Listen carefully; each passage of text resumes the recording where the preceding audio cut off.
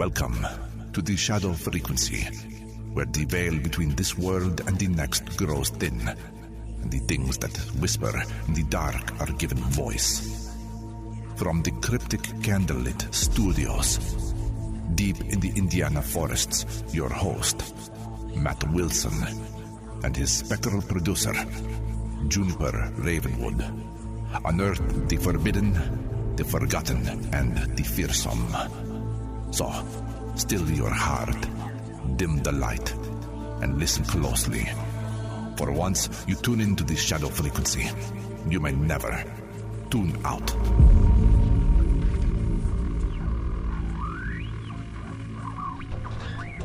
You hear that? That's our cue, folks. Welcome back to the shadow frequency. Matt Wilson here.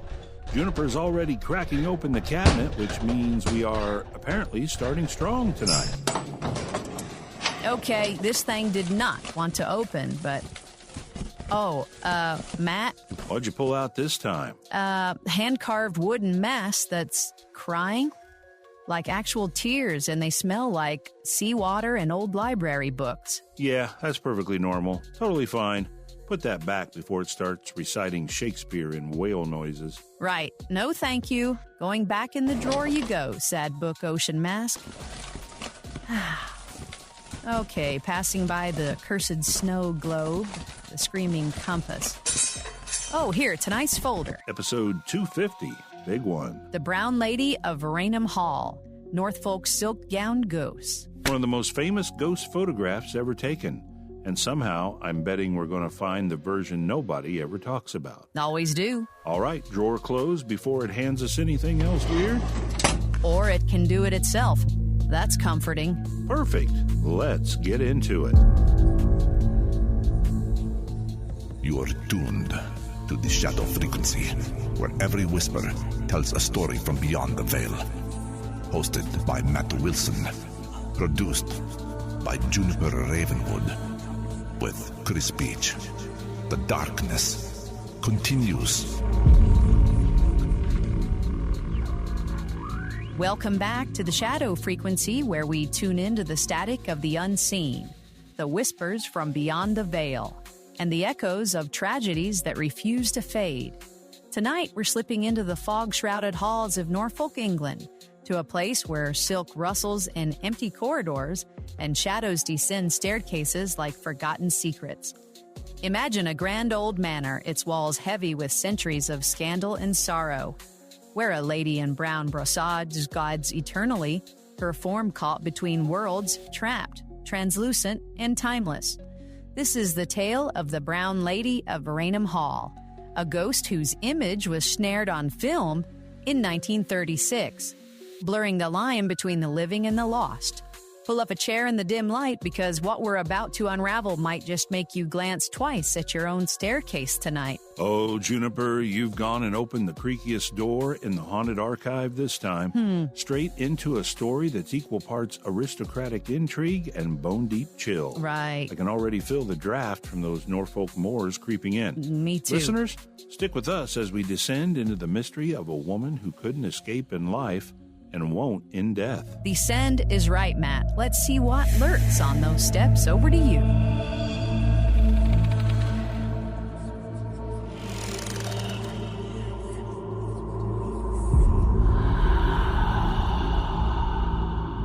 All right, folks, thanks to Juniper for digging into the file cabinet tonight. She's pulled out one of those yellowed folders that practically hums with unease. You know, the kind that makes the air in the room feel thicker, like it's holding its breath. Raynham Hall, 1936, a photograph that stopped hearts and started arguments across the globe. But let's rewind the clock way back to the shadows of the 18th century, where it all began. Not with a camera flash, but with a whisper of betrayal and a door slamming shut forever. Picture this. It's the early 1700s in Norfolk, England. A land of endless flat fields and brooding skies that seem to press down on the earth like a judgmental hand. Raynham Hall rises up there like a monument to old power. Built starting in 1619, all grand Palladian stone and echoing chambers, the ancestral seat of the Townsend family. These weren't just any folks. These were the kind of aristocrats who shaped empires, with whispers of politics and scandal swirling around them like mist off the lens. And right in the heart of it, Lady Dorothy Walpole, born in 1686, sister to Robert Walpole, the man who'd become Britain's first prime minister. Dorothy was beauty personified, vivacious, the sort of woman who lit up ballrooms with her laugh and turned heads in her finest silks. But here's where the tragedy coils in, slow and serpentine. In 1713, she marries Charles Townshend, the second Viscount Townshend, a towering figure in government, sure, but with a temper that could shatter crystal. Nicknamed Turnip Townshend, later for his agricultural obsessions, but back then, he was a storm cloud of jealousy and control. Their union starts with promise. Children come, 7 of them, bright-eyed heirs to the estate. Dorothy dotes on them. You can imagine her in those sun-dappled nurseries, humming lullabies that echo faintly through the halls even now. But whispers start to slither through the drawing rooms. Dorothy's eye wanders to Lord Wharton, a notorious rake, all charm and danger, the kind of man who dances on the edge of ruin. An affair blooms in secret, stolen glances across crowded salons, notes passed under candlelight. Charles finds out. Oh, and the rage. It's legendary. The stuff of nightmares that linger in the walls. He doesn't just rage, he imprisons. Locks Dorothy away in the upper chambers of Raynham Hall, whose dim forgotten rooms, where the air hangs stale and the windows stare out like blind eyes. No more visits to her children. No more society balls. Just isolation. The slow drip of days turning to despair. Some accounts say she wasted away up there, cut off from the world, her pleas echoing unanswered down the grand staircase. Others murmur darker, that her death in 1726 from smallpox was convenient, a cover for something more sinister, like a husband who couldn't forgive but couldn't let go either. Her funeral? A quiet affair in the local churchyard at East Raynham. But did they really bury her? Or did her spirit simply slip free, unbound by the grave, destined to wander the very halls that caged her? Fast forward a century to the 1830s, when Raynham Hall is still buzzing with the Townshend's descendants hosting lavish Christmas gatherings. The fires crackle high, mulled wine flows, but beneath it all, there's a chill that no blaze can touch. Enter Colonel Charles Loftus, a guest in 1835, a military man not prone to fancies. He's stumbling back to his room late one night, corridors stretching like veins in the dim lamplight, when he rounds a corner and there she is, a woman in a brown silk brocade dress, outdated even then, rustling softly as if the fabric itself is alive with memory. Her face glows unnaturally, pale and luminous, but her eyes, oh, listeners, her eyes are voids, empty sockets, black as pitch, staring through him like he's made of glass. Loftus freezes, heart hammering, and she glides past without a sound, vanishing into the shadows. He tells his friend Hawkins, who swears he saw the same figure earlier that evening. Word spreads like frost on the windows. Servants pack their bags, whispering that the house is cursed, that the lady seeks something she lost. The next night, Loftus steals himself. Maybe it's the wine, maybe it's the ghosts of old tales. But he patrols those halls again, and there she returns, same brown gown shimmering faintly, descending the landing with that unearthly grace. Closer this time, he sees the details that haunt dreams, the dress's intricate folds catching impossible light, her form semi-transparent, the banister visible through her arm as she passes. Those empty sockets fix on him, not with malice, but with a profound aching sorrow, like she's searching for faces long turned to dust. Loftus bolts, but the image burns into him. Folks, can you feel it? That prickle on your neck? The sense that the room just got colder? This isn't some flickering candle trick. It's a presence, heavy with unfinished business, replaying her endless descent. And it doesn't stop there. Just a year later, in 1836, along comes Captain Frederick Marryat, naval hero, best-selling author of sea adventures, and chum to Charles Dickens himself.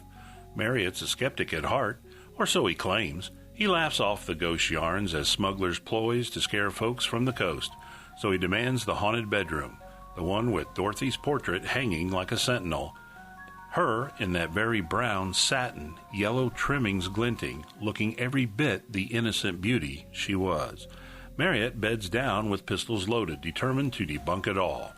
Nights 1 and 2, nothing but the wind moaning through the eaves, but on the third, the air thickens. Shadows stretch longer than they should.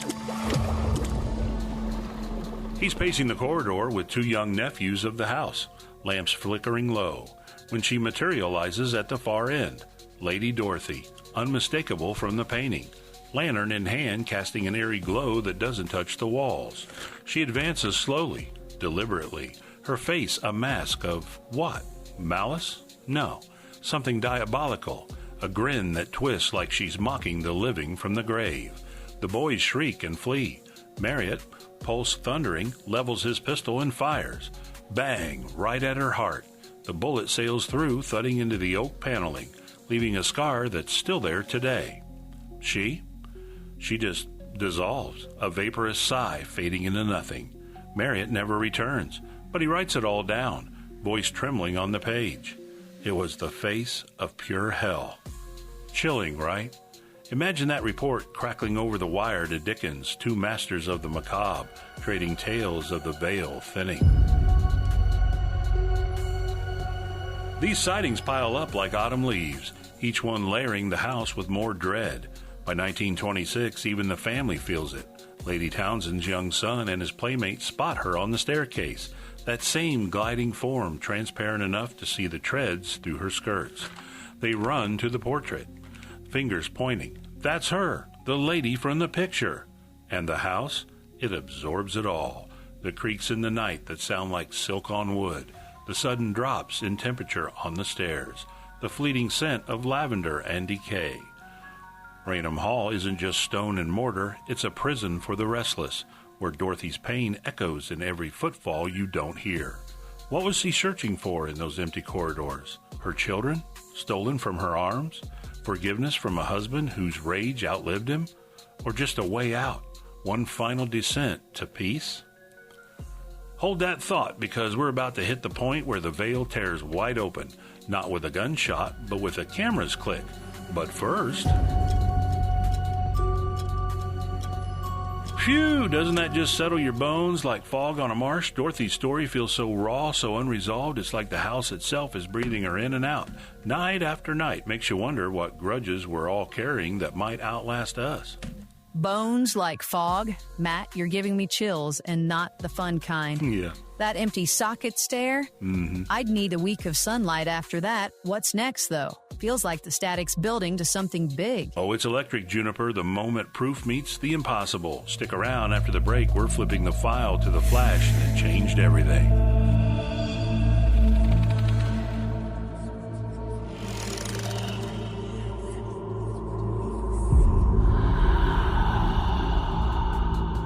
Halfway through, and already Raynham Hall's got me side-eyeing every shadow in the studio. That image of Dorothy gliding past, eyes like black wells, is the kind of story that makes you question if those creaks in the old house are just settling or something settling in. What about you out there tuning in from your own dimly lit spots? Are you feeling that Norfolk chill? Or got a staircase story of your own bubbling up? We've got more descent ahead, including the snap that immortalized her. But first, a word from our sponsor. Thanks, Juniper. Hey everybody, Chris Beach here. And listen, if you love the ritual of great coffee but don't always want the full caffeine blast, you've got to check out Savorista Coffee. They craft premium decaf and half-caf blends with bold, rich flavours, all made from high-altitude, hand-picked Arabica beans. Everything's naturally decaffeinated using water or sugarcane-based methods, so there are zero harsh chemicals. Savorista works directly with farmers from Colombia, Ethiopia, Rwanda, and more. And their small batch roasting brings out those incredible flavour notes. like the chocolatey smooth profile in their Colombian Inspiration decaf. And here's the best part. Shadow Frequency listeners get 25% off any product with the promo code SHADOW25 at savorista.com. All right, I'm grabbing another cup. Back to you, Juniper. Thanks, Chris. And now time to crank up the spectral cosmic message materializer, flipping the switches, adjusting the dials as the ether hums to life. There we go. It's whirring like a storm in a teacup.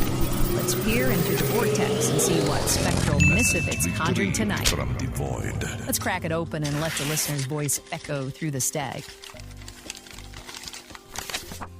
Ah, perfect. Straight from the misty moors of Scotland, or close enough. This one's from Helena M. in Glasgow. Hey, Matt and Juniper, just wanted to drop you both a quick note and say how much I've been loving the Shadow Frequency. I usually listen late in the evening while I'm fixing up dinner or winding down after work. Something about the mix of eerie stories in your back and forth makes the whole flat feel alive with mystery.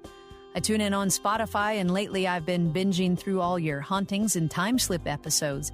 The way you two unravel case is perfect, spooky, grounded, and just weird enough to keep me looking over my shoulder when I take the bins out at night. Keep doing what you do. The haunted file cabinet bit cracks me up every time, even though I'm pretty sure if mine started humming, I'd move out immediately. Listening from the shadows, Helena. Helena, you absolute gem. That's the vibe we live for. Turning a quiet Glasgow flat into a portal of prickles and pauses. I can picture you there, stirring stew while off the ghost story shimmers in the background. Bins forgotten because something just whished past the window. Binge on, friend. Those time slips are my favorite, too. They're like peeking through a crack in reality. And hey, if your file cabinet starts humming, call us, we'll investigate. Or run. Probably run. Quick reminder, shadow dwellers. Got a brush with the beyond? A creek that wasn't the house? Beam it our way at shadowpodcast@protonmail.com. We love prying these open on air. All right, Matt, materializer's cooling down. Your turn to stoke the fire for round 2. You are tuned to the Shadow Frequency, where every whisper tells a story from beyond the veil. The darkness continues. Helena in Glasgow, you're a legend. Nothing beats hearing how these tales sneak into your evenings, turning the mundane into the mesmerizing. That looking over my shoulder bit, spot on. It's the Shadow Frequency cursed, or gift, depending on the night. Keep those bins close, and thanks for tuning in from the shadows. Juniper, that materializer of yours never disappoints, always pulls out the good stuff. Now, where were we? Ah, yeah, suspended on the edge of that grand staircase at Raynham Hall. The air thick with anticipation, like the house itself knows what's coming. We've traced Dorothy's tragic arc from vivacious courtier to confined specter. Her sightings building like a crescendo of unrest through the 1800s and into the 20th. But 1936, that's when the impossible gets etched in silver nitrate, when a routine magazine shoot collides with the eternal. Let's lean into that fog, folks, because this is where the veil doesn't just thin, it frays. It's September 19th, a crisp autumn day in Norfolk. The kind where the light slants golden through leaded windows but carries a bite that hints at winter's approach. Captain Hubert C. Provand, a seasoned photographer from London, rolls up to Raynham with his assistant, Indre Shira, 2 pros on assignment for County Life magazine, tasked with capturing the hall's architectural splendor. Think polished mahogany, ornate plasterwork, that iconic oak staircase sweeping down like a river of time. Provand's got his bulky camera rigged, glass plates at the ready, while Shira scouts angles, chatting idly about the old ghost yarns to break the silence. The Townsends, gracious hosts, mention the brown lady in passing, half joke, half warning. But our photographers, they're focused on f-stops and exposures, not apparitions. They've nailed the first shot of the staircase. Provand under the black cloth, Shira timing the light, resetting for a second. Something shifts. Shira later swears a vapor rising from the steps, amorphous at first, like smoke from a snuffed candle, then coalescing, drawing form. "It's a woman," he hisses, voice barely above a whisper, descending slowly. Provan freezes, heart slamming against his ribs. The figure takes shape, shrouded in that familiar brown brocade, veiled head bowed as if in eternal mourning, hands clasped in quiet plea. No sound, no footfalls, just an inexorable glide. The banister faintly visible through her torso, her presence pulling the light into strange swirling patterns. Shira's eyes widen. He grabs Provan's arm. "Quick, the cap. Fire the flash." Provan yanks the lens cap, triggers the bulb, blinding white.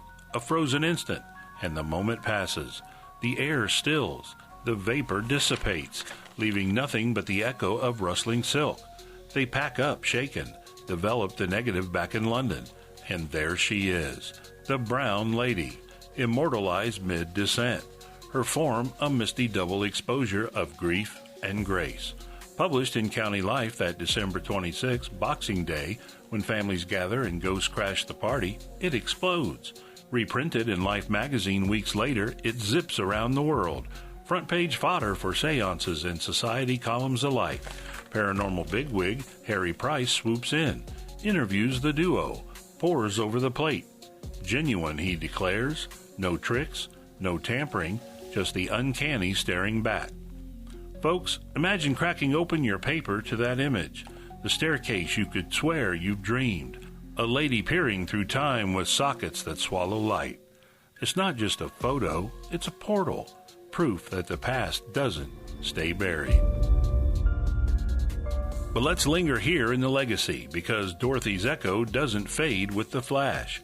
Post-1936, sightings dwindle.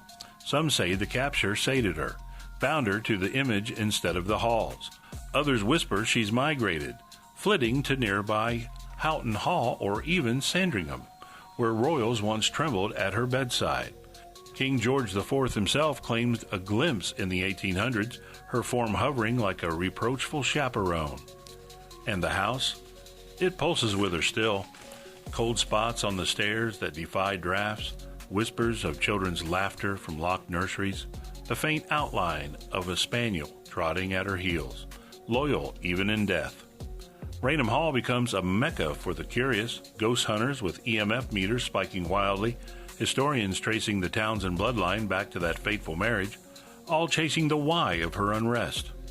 Was it the children she never held again, the lover's ghost she seeks in vain, or simply the injustice of a life truncated, demanding witness across centuries? The cultural ripple? Endless. This tale weaves into literature. Dickens nods to Marriott's shot in his own spectral yarns. Films flicker with stare-bound phantoms inspired by her glide. Podcasts like ours keep the flame fluttering. It's the perfect storm, scandalous history laced with supernatural chill, a visual hook that begs belief. Believers flock to Norfolk, cameras poised, hoping for their own vaporous visitor. And me, diving into this file, I can't shake the poetry of it. A woman in silk, forever descending, as if each step peels back another layer of the veil between us and them. What if she's not haunting the hall, but calling us to remember, to question the locks we turn on our own regrets? Now I'll toss in one little shred to chew on here, because even in this eerie, a whisper of the rational sneaks through.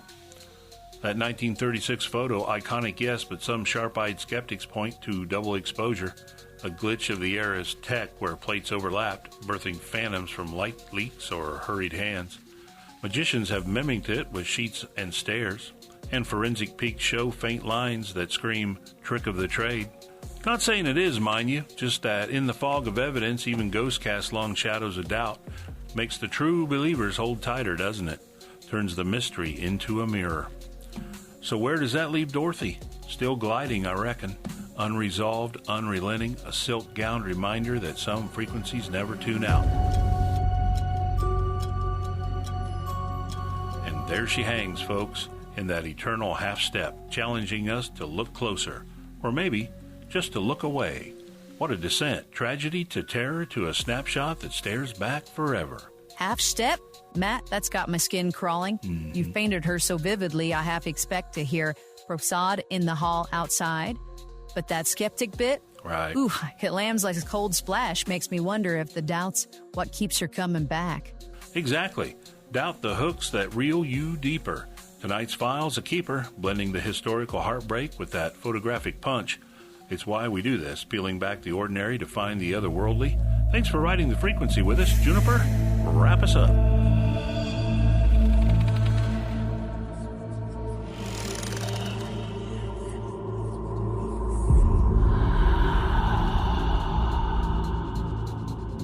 What a shadowy spiral we've taken tonight, from Dorothy's luck chambers to that fateful flash on the stairs. The brown lady's legend lingers like a mist you can't quite shake. Whether she's silk rustling in the dark or a trick of the lens, Raynham Hall reminds us the past doesn't always stay put. Huge thanks for joining us on the Shadow Frequency. You make these dives into the dim worthwhile. If a whisper from your own weird wonders is itching to get out, drop us a line at shadowpodcast@protonmail.com. Stop by shadowfrequencypodcast.com for our show notes, our store, our blog, and more. Find us haunting your feeds on Facebook, YouTube, TikTok, Rumble, and you can search the Shadow Frequency and subscribe so you never miss a chill. Come back next time for another strange case from the static. And I do want to say that's the best thing you can do to help us, no matter what platform you're listening on, is hit subscribe. Matt, you want to say goodnight? Good night from the shadows, friends. Sleep light and watch those stairs. And that's our signal. Until the frequency calls again, stay curious, stay creepy, sweet unrest. This episode was conjured with a solemn vow to explore the unexplained while remaining bound to the truths that have been unearthed. All interpretations are speculative and offered only for your enlightenment and your entertainment.